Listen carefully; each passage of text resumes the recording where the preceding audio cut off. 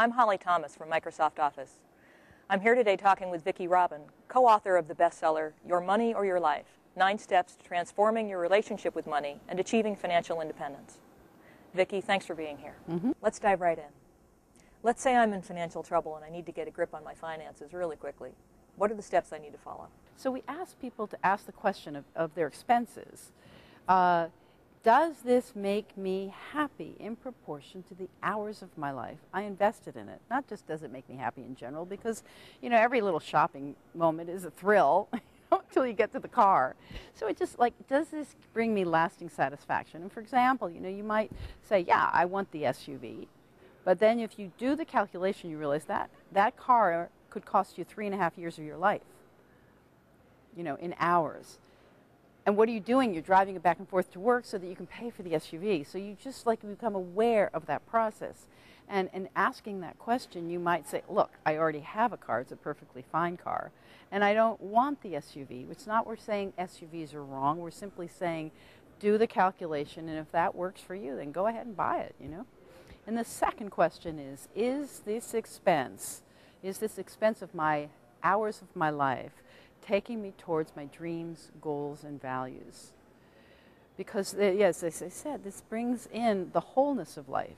It's putting, you know, it's like asking, is my money buying me a life I love? You know, if my dream is to travel around the country, then maybe the SUV works because I can pull my trailer. But if my dream is to, you know, have a wonderful family life and spend time with my children, those 3.5 years at your job actually might be time that you're not spending with your children. So that values question really makes a difference. So it sounds as if what you're really saying is to think in terms of how you're spending money as how are you spending your time? How are you spending your life? Because that's the equation, Yes. Is that right? Yes, how are you spending your one wild and precious life? And when you think about your life, you know, you have, let's say you have 80 years. You know, that's it.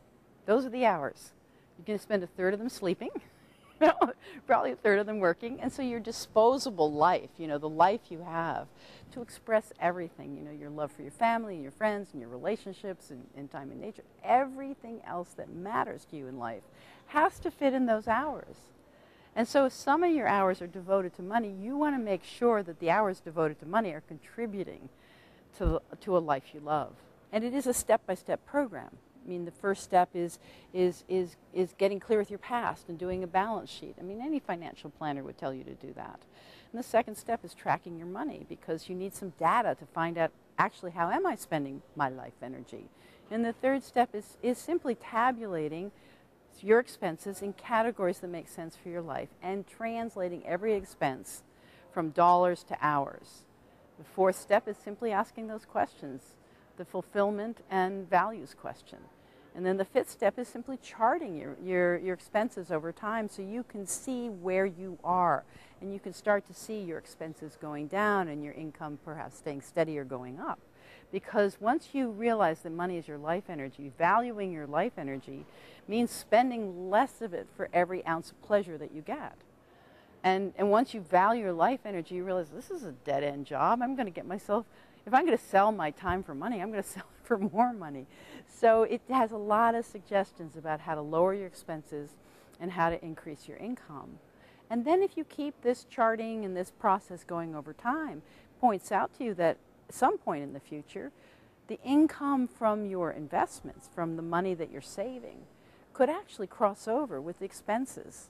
And you have an opportunity at that moment to have this realization that I do not have to work for all my born days for money. I could liberate some of my time or all of my time for doing other things that matter to me. And then the final 9th step is, once you have your nest egg, just some very sane, practical ways to invest your nest egg so that you can have a steady income and you can liberate your life. I say I buy my freedom with my frugality every day, because by not wasting money, I have more time for what I love, Thanks very much, Vicki. I need to follow up on some of these steps myself. Yeah, thank you. Really appreciate your time. Yeah. For free templates and other resources for managing your finances, visit Office online. That's office.microsoft.com.